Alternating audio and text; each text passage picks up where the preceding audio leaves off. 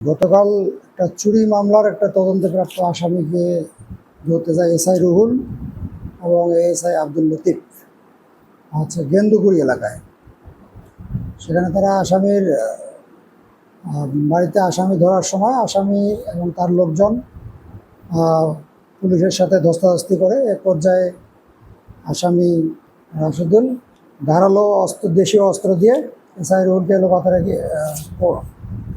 করলে কোপ দিলে তিনি তার রক্তাক্ত গুরুতর কাটা জখম হয়। তাকে প্রাথমিকভাবে হাতীবান্ধা উপজেলা স্বাস্থ্য কমপ্লেক্সে প্রাথমিক চিকিৎসা দেওয়া হয়। পরবর্তীতে ডাক্তারের রেফার ক্রমে তাকে রংপুর মেডিকেলের উদ্দেশ্যে চিকিৎসার জন্য প্রেরণ করা হয় অ্যাম্বুলেন্স যোগে।